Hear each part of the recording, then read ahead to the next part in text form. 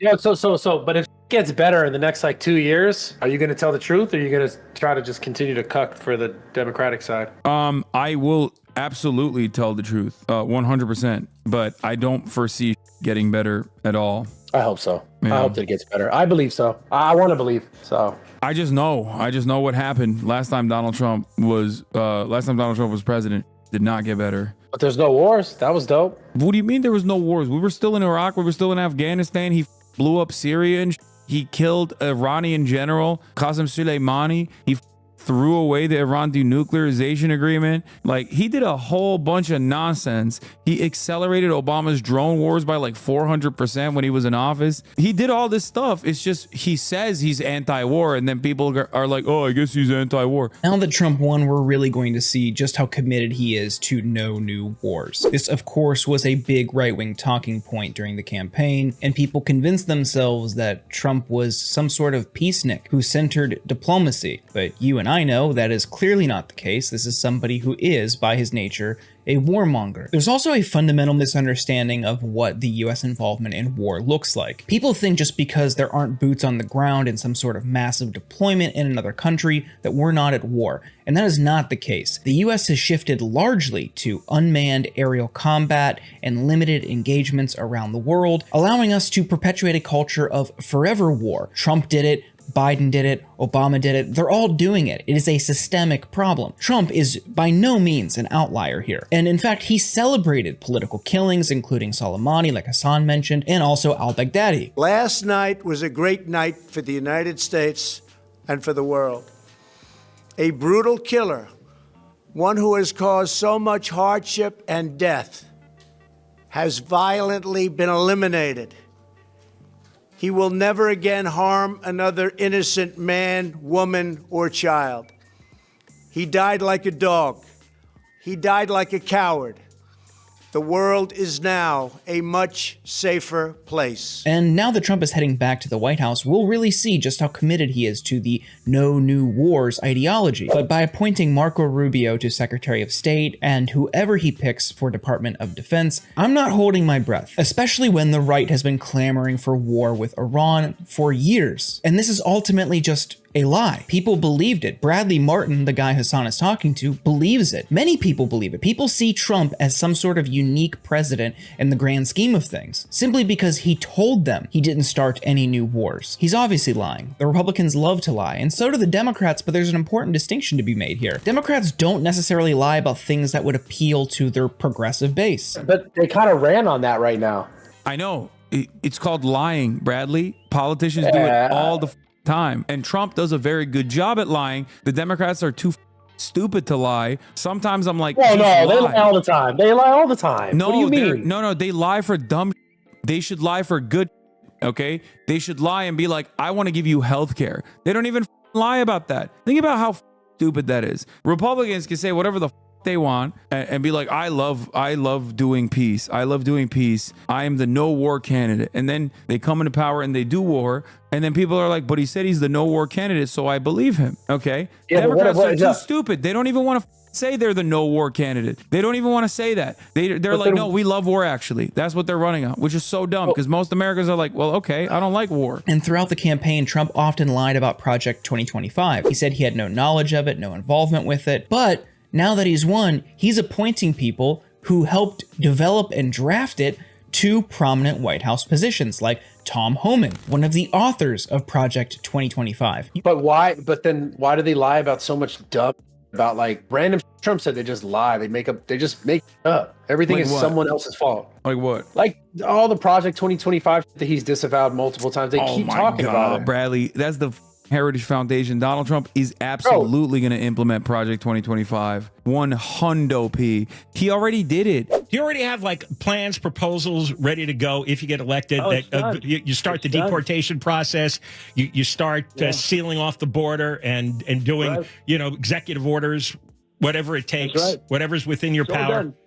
It's already done, ready to go. You've seen Tom Homan. He's coming on board. They're all coming. The whole group is coming on board. You even had right-wing influencers the day after the election gleefully celebrate, saying, oh, it's my pleasure to inform you that Project 2025 was the plan all along. And of course it was. We know it was, because what was in Project 2025 aligns perfectly with long-term Republican priorities. Gutting the regulatory state, limiting people's reproductive rights, overhauling the federal government. It's no secret Republicans want to do that and have wanted to do that for years. Project 2025 was something that a lot of people paid attention to. They were like, oh my God, I can't believe that's happening. That's really devastating. And I told everybody at the time, I was like, that's Project 2024. That's Project 2026. That's Project 2023. That has been implemented, and it was implemented under the Trump administration, and it was implemented far before the Trump administration as well. It's just a continuation of the Republican strategy to increase the level of influence that they have over the federal regulatory agencies. This has been a long-standing project, just like overturning Roe v. Wade was. That was set in motion 45 years ago when the Federalist Society was created. Like, that's not new. These guys have been at this for years and years. They're ideologically committed to doing like this. So, sometimes it'll be 10 years when they can get it done. Sometimes it'll take 30 years. Sometimes, in the case of abortion, it took 45 years, if I'm not mistaken. Putting it all on paper is nothing new either. The Heritage Foundation, which is one of the largest and most influential right-wing networks in the country, put out policy books for years. The only thing that's unique here is that policy actually became a major topic of discussion in a presidential race. It wasn't just vibes. For a while, people were substantively talking about the contents of Project 2025. That is new. And of course, that was a transparent lie to you and me. But when people like Bradley Martin, who is a mega influencer across multiple platforms with millions and millions of followers, when they believe it and parrot it to their audiences, that results in the problem we saw play out in 2024, where uninformed influencers lean into right-wing framing and narratives and mislead their audiences. There's a whole conversation now about how the manosphere, like you're seeing there, shaped the political election, and it's not something that people should dismiss or ignore. These people have built up massive followings on typically apolitical content that Trump and his allies leaned into for political success. Just 2 months before Election Day, the Department of Justice accused Russia of an elaborate, sophisticated propaganda campaign to sway voters. 2 Russian officials with state-controlled RT are charged as part of an alleged scheme to work with a Tennessee company to publish stories favorable to Russia, to splinter Americans and dampen support for Ukraine. Both officials remain at large overseas. The American people were informed when a foreign power engages in political activities or seeks to influence public discourse. The Department of Justice just unsealed indictments for 2 Russian nationals involved in a $10 million effort to influence American public opinion through a targeted propaganda effort. So if a lot of right-wing talking points seem to be favoring Russia, this is why. We've always known that Trump was favorable to Russia and to Putin. That is nothing new. He has invited Russians into the Oval Office when he was first inaugurated. He gave them state secrets. He had a secret meeting with Putin in Finland. And his overall rhetoric has always been pro-Putin and pro-Russia, even siding with Putin over the FBI at times. His closest associates, for example, Paul Manafort and Rudy Giuliani, have had known dealings with the Russian government. There was a whole special investigation into Russian interference in the 2016 presidential election, in which Trump barely evaded accountability. And Republicans have repeatedly been the roadblock preventing Ukraine from receiving financial and military aid in support of their defense against the Russian invasion. If we follow Chinese propaganda about the ongoing Ukraine war, we notice a certain pattern, which is that the political warfare themes, which, as colleagues have quite rightly said, are meant to pass through us, have in fact done so. First, Ukrainians are Nazis, a Russian theme picked up by China, echoed on the House floor. Second, it's all about NATO enlargement, a Russian theme picked up by China. Third, Ukraine is corrupt, a Russian theme picked up by China, echoed on the House floor, echoed in the Senate by Senator Vance. Fourth, that democracies can't do anything about Ukraine, that it's all pointless, a Russian theme echoed by Chinese propaganda, picked up in House discussions. Fifth, we should pay attention to the border and not do anything about Ukraine, a Russian theme picked up by China, echoed in both chambers. Sixth, the Biden bribe, a Russian theme picked up and echoed by China, discussed in this very chamber. As European allies propose sending troops to fight Vladimir Putin, drawing NATO further into this conflict, yes, the Ukraine war threatens to become a broader regional conflict, what about the assault on traditional Christian communities? Just today, the Ukrainian parliament is considering enacting a law that would dispossess large numbers of Christian churches and Christian communities in the country of Ukraine. Now, they say it's because these churches are too close to Russia. That's what they say. And maybe some of the churches are too close to Russia, but you don't deprive an entire religious community of their religious freedom because some of its adherents don't agree with you about the relevant conflict of the day.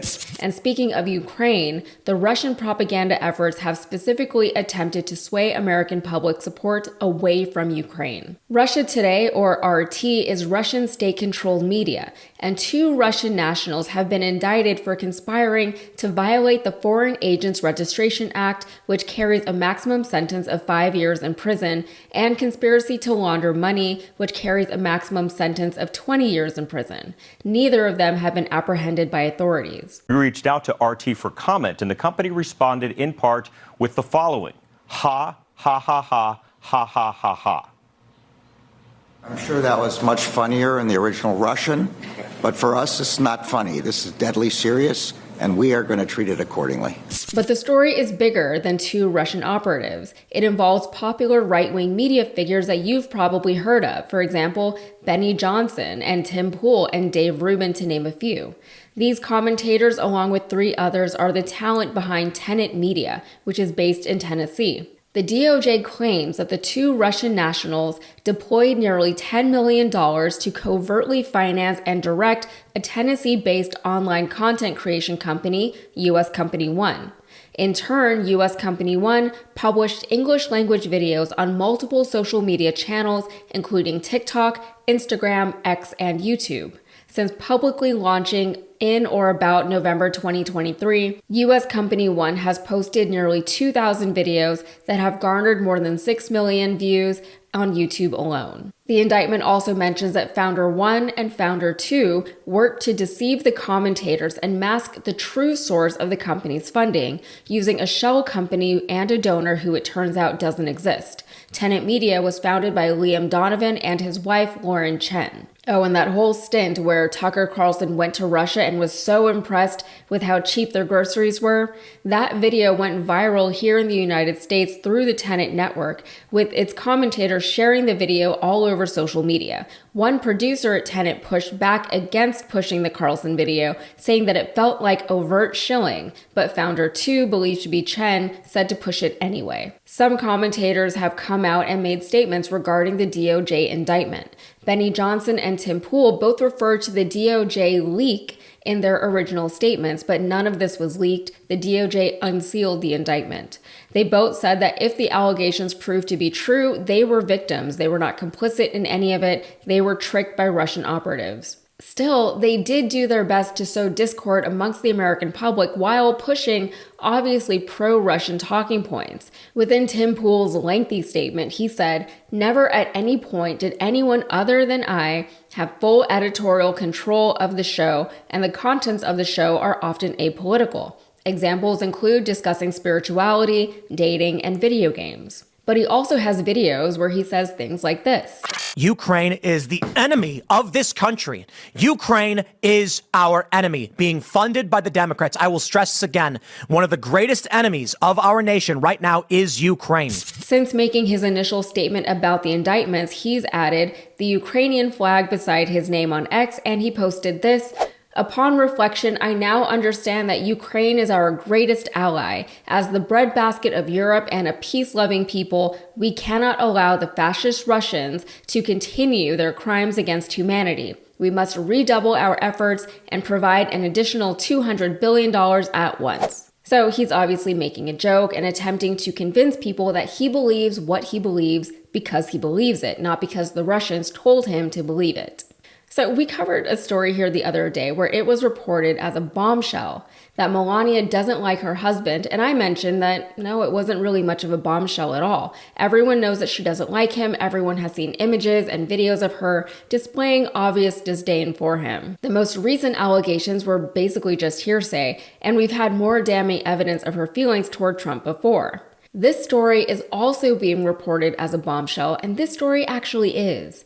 This has been an ongoing investigation within the Department of Justice, and they finally released something to the public. But while this is a big story and it is a big deal, I wonder if it will soon fade from the headlines as soon as something else comes out to supplant it, which might be tomorrow, might even be later today. Maybe by the time you watch this, this will already be old news. But that's part of the struggle of living in today's world. With social media and the 24/7 news cycle and YouTube, news travels faster than ever, meaning it becomes stale faster than ever. You can watch all of the video essays and snarky TikToks and get all of the hot takes on a topic within a day or two, depending on how demanding the rest of your life is, and by that point, you've already emotionally moved on. But there's only so much information and emotion you can hold within your body physically at once.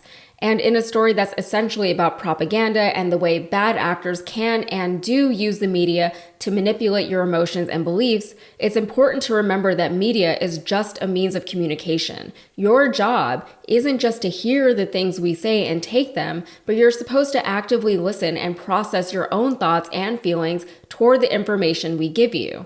In fact, I think TYT is lucky to have an audience that does that. It's just like if you have a shady friend give you some gossip and you know to be like, I'm not sure that's really what happened. You should be discerning when consuming online media, even this.